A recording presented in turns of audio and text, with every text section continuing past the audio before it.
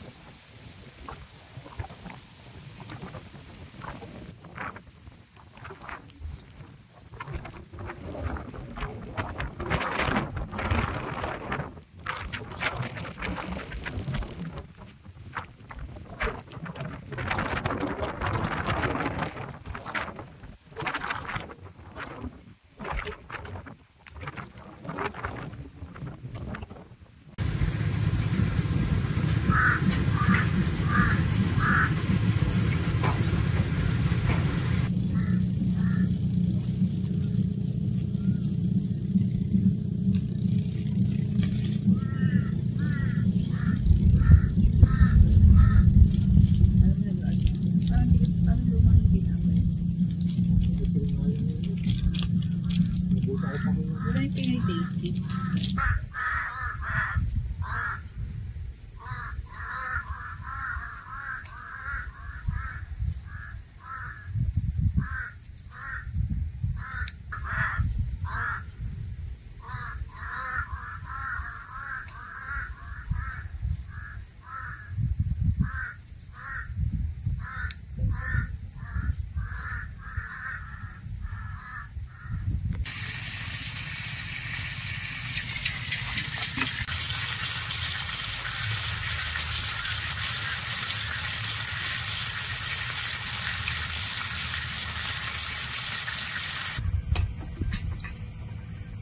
Buka dito, nakita ka. Camera.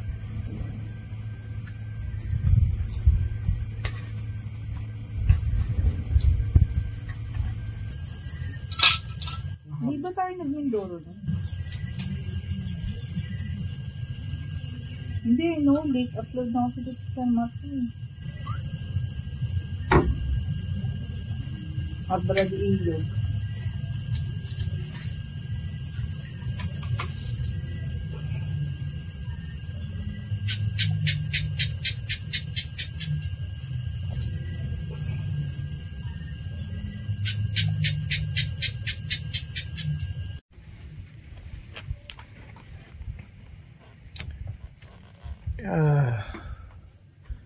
Dilim sa labas, oh. Pero dito sa amin maliwanag.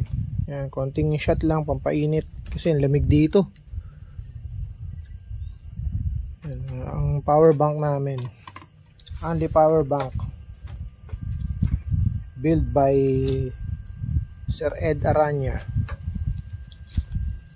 Magti 3 years na to sa akin, wala pa na ng problema. Sulit. Latag muna kami rito para makahiga-higa.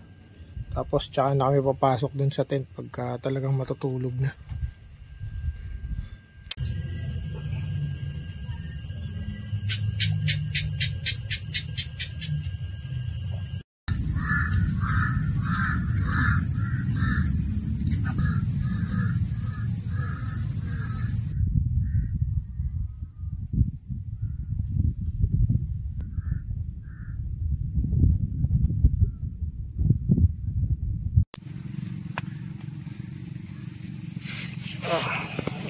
Good morning. Grabe, walang tigil ang ulan kanina kagabi. Hanggang madaling araw. Ito ngayon tumigil na pero lakas ang hangin kaya malamig.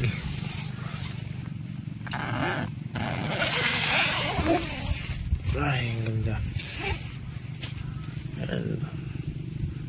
Wala nang ulan pero pa ulan-ulan pa din. Pero ang lakas ng hangin. Upuan natin, nakatumbaw. Nalagas tayo. Alas 6 na eh.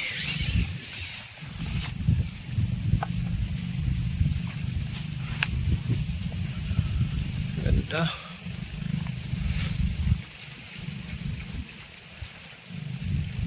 Second day na natin dito.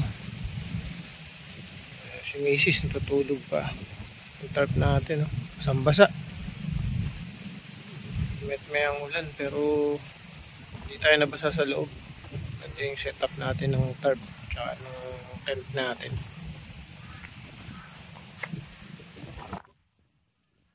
So, tayo lang nandito, mamaya marami na tayo rito kasi sunod yung mga kasama natin.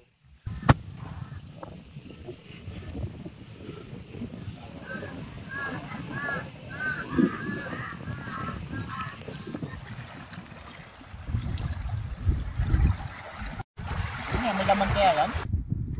Apat lang kayo? Ha? Sila? Ayun, ang dami namin kagabi.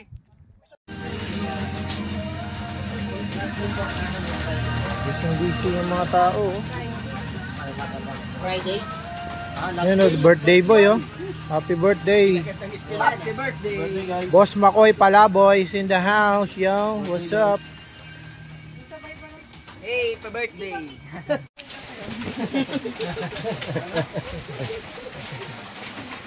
Magluto si Sir Vic ng mundo. Oo nga, masarap magluto yan eh, kaya pati ako tumatawa. Daming kanin. Pinoy na Pinoy.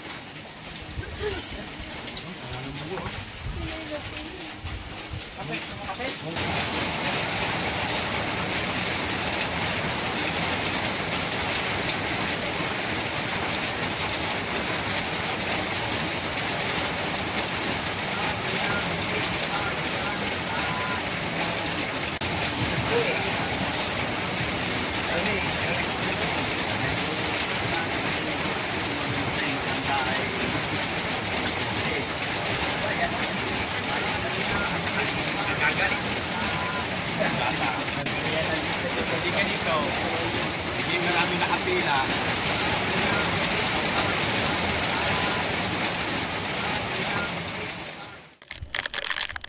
Ito yung pangatlong araw namin sa isla.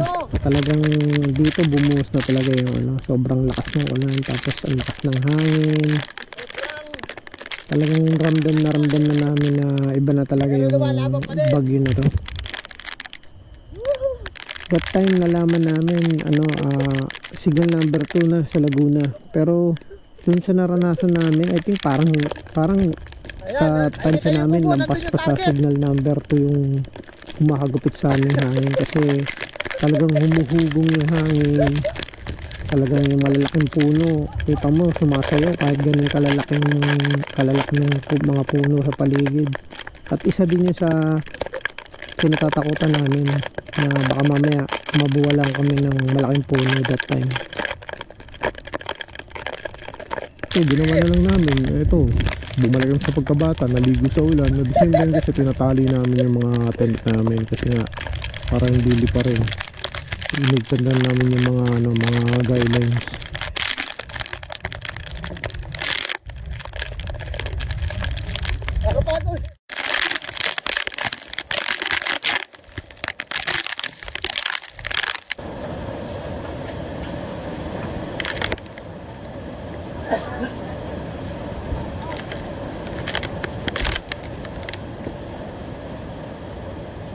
Space po, nandun nga sa bar.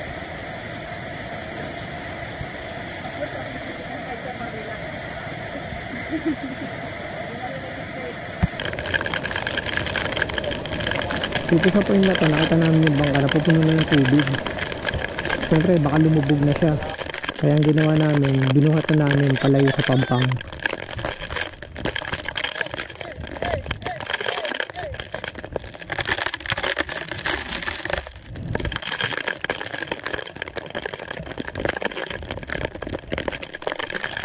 Grabe yung hangin tsaka ulan na naranasan namin dun sa isla.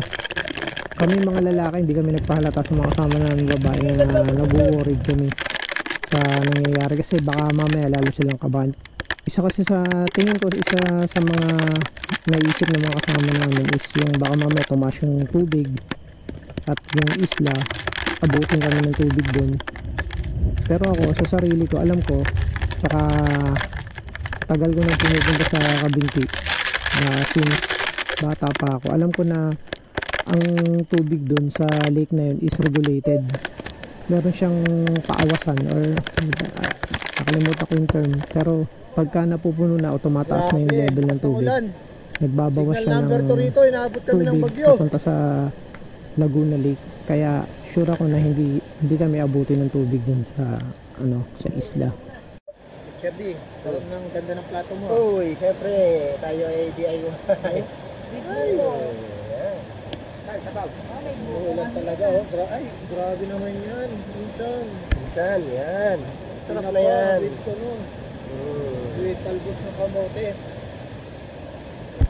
Yung signal number 2 niya, parang hindi lang signal number 2 sa lakas ng hangin. Talagang ramdam na ramdam mo. Buhos ng ulan, tsaka yung hangin. That time, hindi na kami makaalis sa isla kasi hindi kaya ng malit na bangka na ihatid kami pabalik dun sa mainland. Kaya ang ginawa namin, nag-stay put na lang kami, naghintay kami humupa yung panahon. Tapos yung na kumpare ko, nag-send siya ng message dun sa anak niya na sunduin kami ng mas malaking bangka. Tama yun, bumagsak ng puno. Bumaksa yan! Okay. Baka uwian na yan. Na-rescue din. Na-rescue mo kami, na-rescue. Araon.